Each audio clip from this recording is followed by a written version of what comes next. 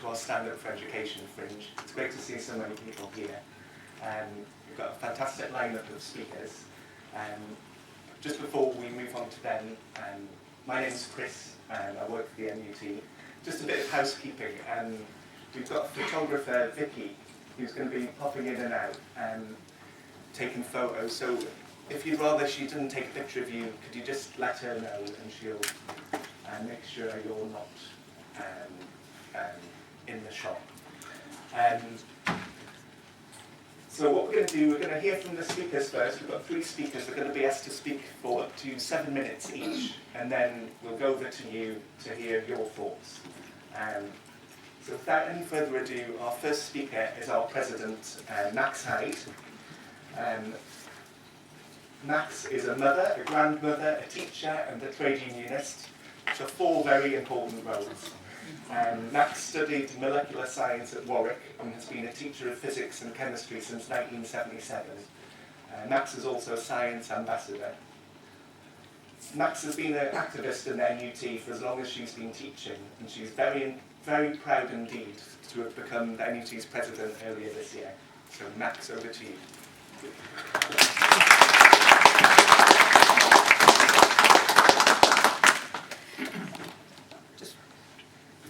In true trade union style, this is one microphone for all.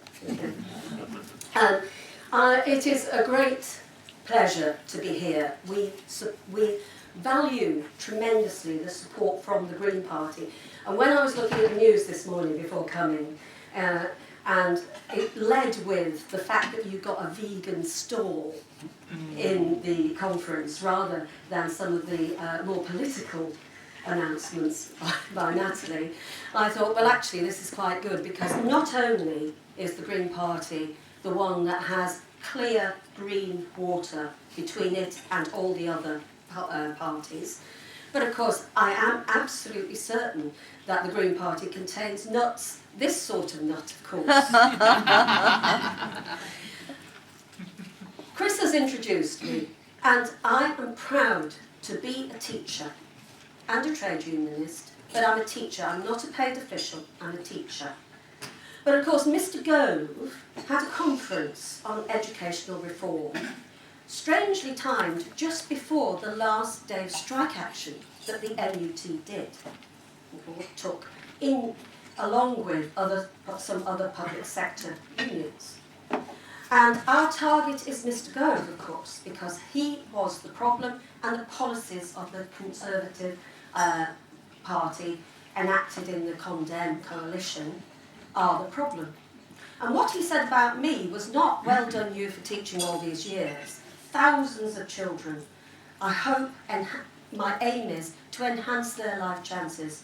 What he said, and what he typified the work of the NUT as, was opposition by vested interests, determined to hold back reform, insisting things must stay the same. Well, of course, he said that, and then shortly afterwards, he wasn't the Secretary of State, of course. And he says that, Mr. Cameron says, that he hasn't been put into a back seat. But I say, being shoved into a lower profile position and having a pay cut of £36,000, whilst it doesn't solve the problems, certainly gave teachers heart just before the summer holiday.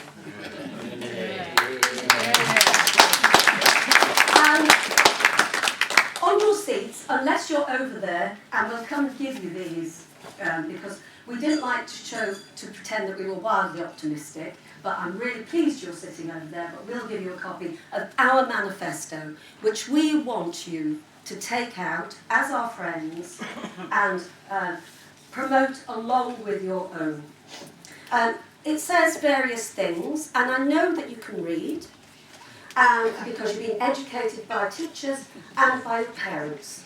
So I know you can read, so I'm not going to parrot all of it, but I am going to say various things. It is all around the Stand Up for Education campaign. This has been a magnificent campaign in my own view. It's the right campaign in my own view, because what we're seeking to do is to engage with the public, the wider profession, and to actually tell them why we hold this opposition, because they're too damn right. We are opposing reforms because they're the wrong reforms and that they're having the wrong effects on our young people. So of course we oppose them. But we're not just talking in negative terms. We're saying we have a better vision and we want to engage with politicians. And I'm very grateful for the profile that the Green Party has over the years, given, for example, to opposition to meaningless tests. Now, of course, I have always had my results in the public domain. I've been a secondary school teacher, so A-levels, O-levels when I started off, and CSEs, and then GCSEs, their results have always been in the public domain, and I would have told people anyway.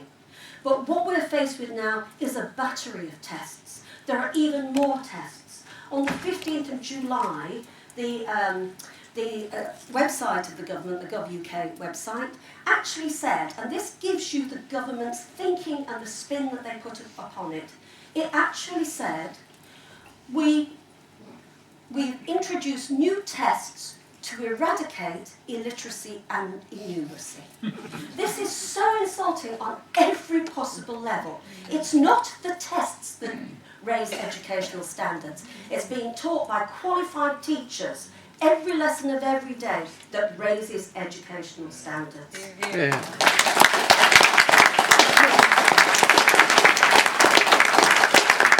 I don't see how having ever increasing numbers of unqualified teachers, particularly in free schools where more than 13% of the workforce in free schools are not qualified teachers, how can this make things better?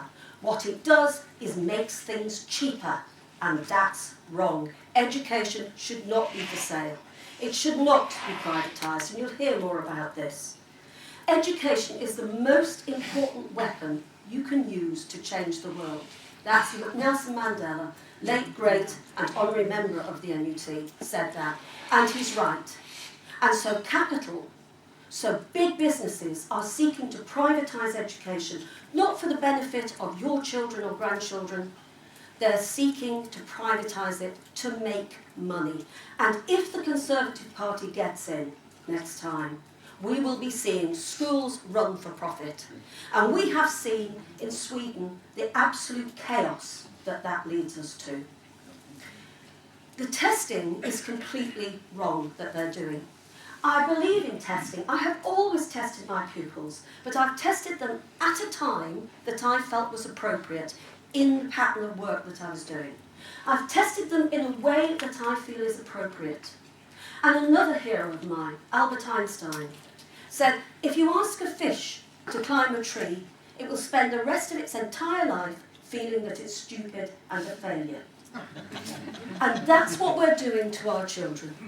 For God's sake, they've actually introduced synthetic phonics. I don't know a single primary teacher who did not have phonics as part of their repertoire in teaching reading. But it wasn't the only way. And sometimes it's not the best way for a particular pupil. But they aren't allowed to make professional judgments.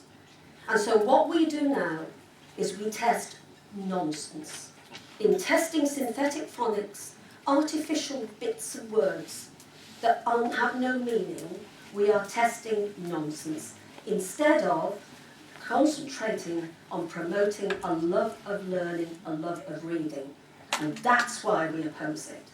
We think that schools should be ready for children and not the other way around. The early years curriculum is being sent down a particular path because Liz Truss, when she was going around a nursery school, thought that the children were running about a bit too much rather than sitting behind desks. She doesn't know what 3 and 4 year olds are like, nor does she know how you prepare them for all the intensive learning that goes on in schools. Nursery school teachers knew, but now they're being told to do something different.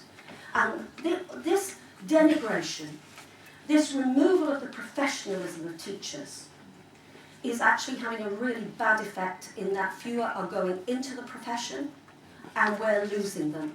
It's not so much a leaky pipeline as beginning to gush. We're losing young teachers. What a waste. They're the future. Their enthusiasm. They want to teach. and we're losing them. Teachers in the middle of their profession are saying, I can't imagine going on and on until I'm 68. And quite rightly so too, or beyond. You know, those of you who know the intensive nature of teaching know that if a teacher is able to do it, they're fantastic, but most won't be able to do it, and they'll be hounded out of the profession by misuse of capability procedures. And this is a grave worry. My children were taught by qualified teachers all the way through their profession, all the way through their schooling, from the nursery school through to post-16. And I want my grandchildren to be taught by qualified teachers all the way through their schooling. Nothing less will do. And so we say to you, stand up for education, speak up for education. Education is important, and your voices are absolutely crucial in this fight. Thank you very much.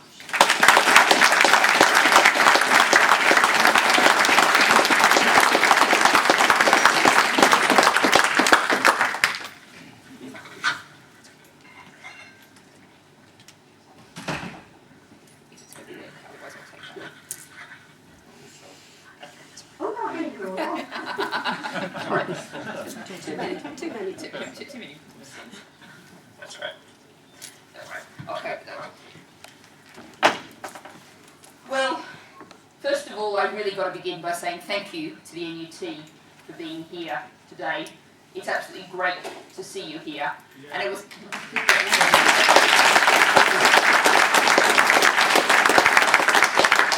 And it was also great to be down at the NUT conference in that lovely place that most of us know pretty well called Brighton, where we had a Green Party fringe at NUT conference, which I believe was the first time ever. So that's, I hope, we're really building a stronger relationship, and that's very important to us, because one of the things that you'll have been noticed in the last couple of days, any of you who've been watching media coverage, although we've been banging on for years about a whole lot of different issues, I still get you're talking about something, but the environment. You're not just talking about polar bears. And one of the things that we have a lot to say about, and we agree with the NUT on practically everything, is about education. But it's very hard often for us to get some attention to be able to get into the mainstream media on that. So one of the things that I've been doing is I've tried to give speeches on education, which you'll find on the Green Party website. I've written blogs for the Huffington Post about education, and we really want to get that out there and have the story, because as in so many other areas, we have an utterly unique, different approach to the three business as usual parties on education, as in so many other areas. And I thought I'd use my 7 minutes to briefly, perhaps not everyone in the room kind of knows what our education policies are, so I thought I'd do a very brief overview of that. But before I did that, I did just want to start a little by reflecting on what you said about in terms of the retirement age. Because I'm actually a school governor, and so I have some outside but close knowledge of what it's like to be a teacher and the amount of energy that it involves. And I think there is some comparison to sort of keeping the attention and keeping the interest of a group of sort of 37-year-olds. It's probably about like keeping the attention of the entire national media audience when you're doing a speech, like I was yesterday. It's something that takes a lot of energy, a lot of concentrated effort, and to expect people to do that into their late 60s is a very big ask. But to do some sort of overview of Green Party education policy, I'm going to start with something that Caroline's doing a lot of work on in Parliament at the moment, which is, as you put it, a wider vision of learning and achievement. What I talk about often is education for life. Caroline's doing a lot of work on sex and relationship education and how we desperately need decent sex and relationship education in our schools. As an old feminist, that was my first politics. It's an issue close to my own heart. But it's much broader than that, because schools also need to make sure pupils have got skills about things like nutrition, cooking, eating, maybe even growing food, information about knowing how finance works, the whole payday loan issue. So we need schools that educate the whole pupil. And of course, this teaching to the test, pushing children through the sausage machine, I spend a lot of time talking at university audiences, and indeed sixth form audiences of sixth forms. And there's a bit of a contest really, because of course when I say we want zero tuition fees, I get a very big cheer. But actually when I say we want to stop education being like a sausage machine that shoves you through the machine, I usually get almost as big a cheer as zero tuition fees. Young people who are in the system now really entirely know and get that they're just being treated like a product that has to be pushed out to the maximum possible level. And I know what happens as a school governor. A whole school can get practically focused. Almost every effort is focused on there's 3 pupils we've got to get over level 4 in maths, because otherwise Ofsted will be on our tail. And if you just think about the huge distorting impact that has on the education system, it's just absolutely awful. So that is, and of course underlying that is the whole league table issue and why schools are being pushed into that, being compared on league tables on results.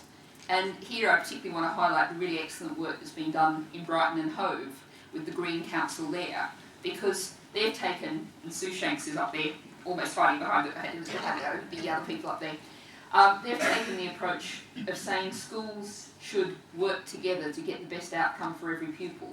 This isn't a competition. Schools shouldn't be competing against each other, but working together. And the results are demonstrable. GCSE results in Brighton and Hove, which has traditionally been a real struggle in the city, have improved significantly. And that's a track record. And when, as I find myself saying quite often in the national media, I'm proud of the record of the Brighton and Hove Green Council, the GCSE results is one of the things that I point to. And that sort of brings me on to the next point of what you described as our fractured education system. And the Green Party has always been opposed to academies under Labor and certainly to free schools now. And I think one of the things that I think is really, I've been trying to get some real traction on this issue, and I haven't yet, but I'm going to keep trying, is the fact behind that idea of competition, behind the idea of setting up all these extra schools, is the idea that some of them are going to fail. And if you think about, the classic capitalists, and I entirely agree that the whole aim of this ultimately is to bring, bring profit-making companies into schools.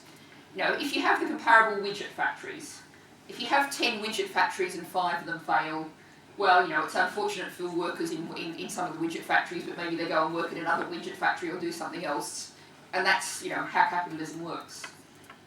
But if you think about with free schools, and just one free school fails, we have an education system in which children's progress is very tied to age. And if your education is disrupted because your school fails, or indeed as we've seen, in some cases, the new school you were going to go to never starts, that kind of chaos, that's going to have a real long-lasting, possibly even lifelong impact on your life, that you've been in the middle of that competition and whichever school your parents or you chose failed and you lost out. And of course the impact stretches beyond even that one school, because that school fails, is closed down, and the pupils are distributed all round into the following area, into the surrounding area. And so what you've got is then disruption of the education of all those other pupils, because I know as a governor that a school really is a community, and that community is very tight-knit. People know each other, they relate to each other, and you throw a whole lot of new pupils into that mix, and it's disruptive. No matter how well the head teacher, the teachers manage it, it's going to be disruptive. So that in terms of, we are opposed to free schools and academies. We want, as I said in the speech yesterday, democratically run community schools, and we want pupils to go to a local school. The idea is the school should be part of the community. And it was interesting actually, because I often talk about the impacts of the situation where parents crisscross, very often driving because their kids aren't going to the school in a town, crisscrossing, so you have the school run and the amazing traffic jams of the school run. And I was in Bath, and they tell me, and I think I believe them, that Bath is currently the perfect example of this. They have the best school run traffic jams anywhere in the country. So if you know anywhere that rival that, do come and talk to me later. But I've been given the 1 minute thing, so I do want to finish on one really important point, which is perhaps the most pernicious aspect of the way this government is approaching education, and there's lots of things to choose from, is the fact, and actually in truth the last Labor government was doing it too, the claim that somehow you can have large numbers of children living in poverty, in worsening poverty, and somehow the school can just sort it all out. Yeah. And you think about this, and the bedroom tax is a wonderful example. So you're saying that, I've heard of cases of 4 children of the same gender can share a bedroom. But let's take the more typical 2. 2 children of the same gender can share a bedroom. And you've got a 9-year-old and a 4-year-old. Where's the 9-year-old going to do their homework? Where's the quiet space in the house, the personal space where they can put their books, put their stuff, have the space? And in that bedroom of tax-affected household, can they really afford broadband internet connection that you need to do your homework? Can they afford an iPad, probably a new iPad or similar every couple of years? Of course they can't. And no matter how brilliant schools are, they're not going to be able to overcome all of those disadvantages. And I'm going to finish with one simple fact. This government makes much of the fact and blames the schools for the fact that we have some of the most unequal outcomes in terms of socioeconomic status, people from the lowest socioeconomic statuses finishing school, doing poorly at school. And they say our schools must do better. And in the OECD, we're among the worst for that figure. We're also among the worst for poverty. And I don't believe that you can fix the schooling problem, the schooling outcomes problem, without fixing the poverty, and we have to stop saying that the schools can. Thank you.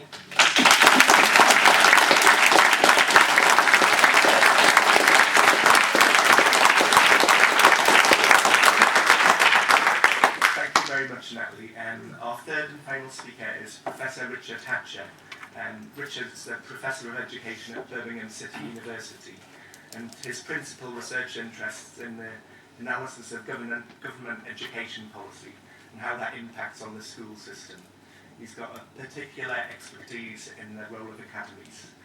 Richard's also a very active member of the Anti-Academies Alliance and the Campaign for State Education.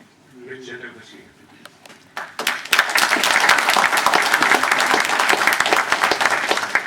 Thank you, and I should add, an active member of the NUT in Birmingham as well. Now, just got to figure out how this goes on.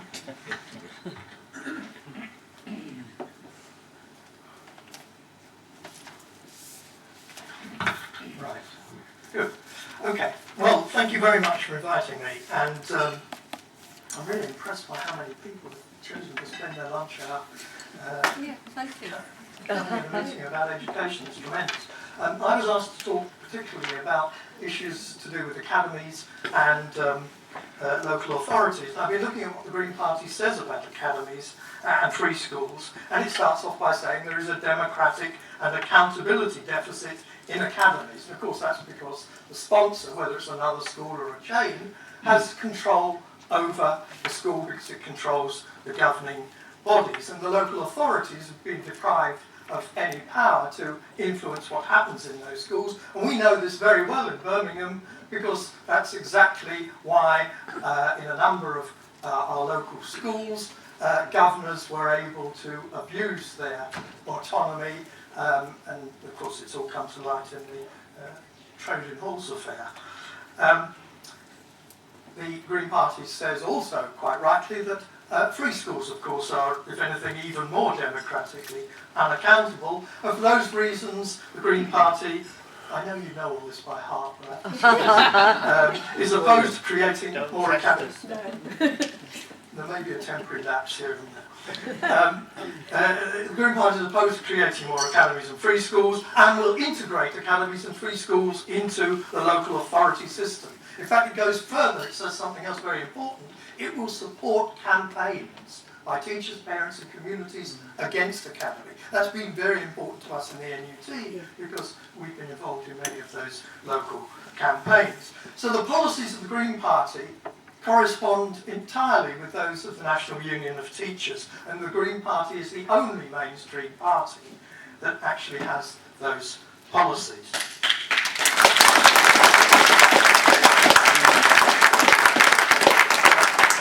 Clap yourselves, that's good. These views, there's a second reason, of course, why we should propose academies, and that is that the research evidence proves conclusively that they are no more effective at raising standards than local authority schools if you compare like with like. And of course that's the government's main reason for academies, apart from the fact they're a step towards privatisation. So their whole policy stands or falls by that evidence, and it falls. Now I'm not going to spend the rest of my time talking about sort of the abuses of the power by academies. What I want to do is to try and fill out the policies of both the NUT and the Green Party on this issue. What would reintegrating academies into a local authority system actually mean? Well, it means a common system of funding and regulation. It means the restructuring of governing bodies of academies so they have the same composition as maintained schools. And it means an end to control of academies by chains.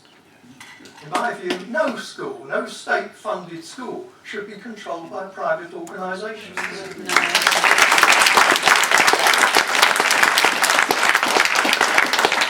is not intended as an argument against denominational schools, by the way, which is a separate argument. David Wolf, the education legal expert, has shown that it's not a big legal problem to override funding agreements. It's a matter of political will.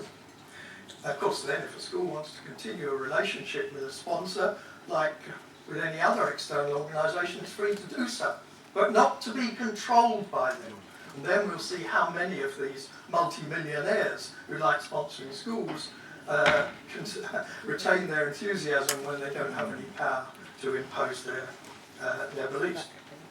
Now, what would a rejuvenated local authority look like?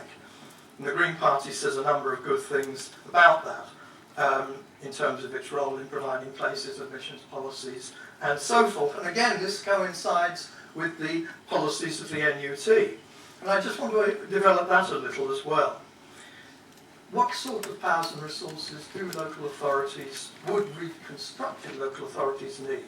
Certainly admissions and provision of school places, but they also need the powers and resources to support schools in addressing problems and intervene effectively in schools which are underperforming, mainly by coordinating and directing and resourcing collaboration among schools, which we know is the most effective way of doing it. And without that central coordination, too often that support among schools is patchy and uneven. Some schools are left behind, so there's a vital role for a local authority there.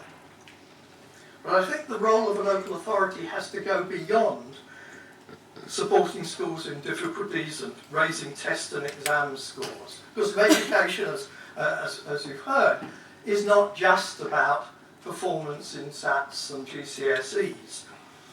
What the local authority should above all be doing is developing with its teachers and its community a strategic vision for education in its area, a vision for the education of the whole child. And that raises the question of democracy. And I think the basic principle here is this, that every citizen has a stake in the education system in its local society, and therefore should have a say in it. And in fact, I think potentially the most powerful support for progressive policies in education is the mobilisation of parents and the wider community. That doesn't mean them intervening in issues which are properly the professional judgment of teachers, nor does it imply that parents and communities and views are inevitably progressive. In both cases, it's a question of debate, discussion, negotiation, compromise, moving forward together, because you can't move forward on your own without the support of parents and communities. So the question then is, what structure would make that new partnership possible? I've been arguing for some time that the key innovation is local education forums, both at authority-wide level and at more local level, perhaps a small town or an urban district, that enable people to come together and discuss the issues of education that matter to them.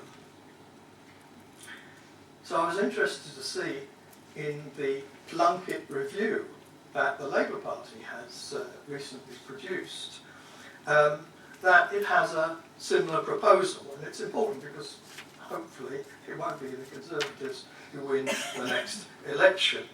And we should be, in that case, looking to Labour to implement a policy where it says, we will widen civic participation in education policy making through local education panels, which will comprise representatives of teachers, parents, other school workers, local community, and councillors.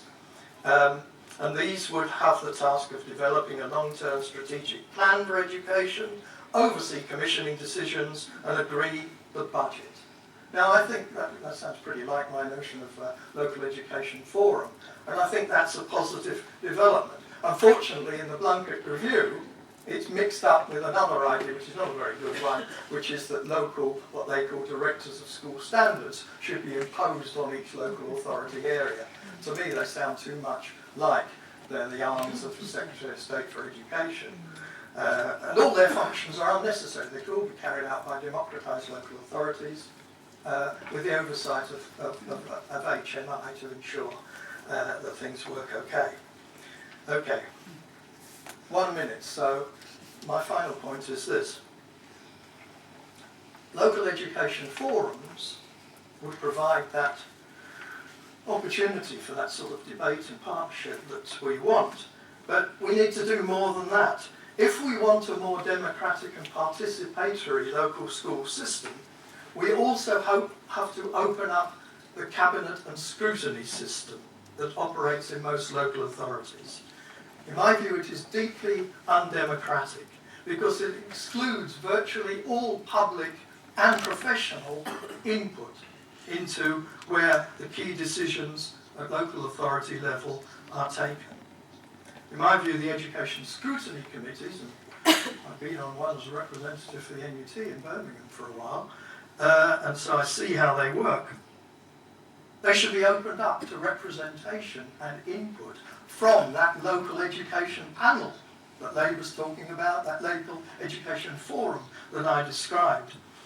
And similarly, I mean, you know, in Birmingham, where does the we have 76 Labour councillors. Where does the responsibility for education lie? With one person. There is no education committee, just like in most authorities. It means that one person is actually very vulnerable to the influence of officers rather than the democratic will. So again, I would like to see education committees established to support the local cabinet member for education, and with the involvement not just of councillors, but of lay members, of representatives elected from that wider local education forum or panel. So I hope these ideas find an echo in the debate as it continues, both within my own union and within the Green Party, because I think they fit very well with the way that you see and we see the way forward for our school system. Thank you.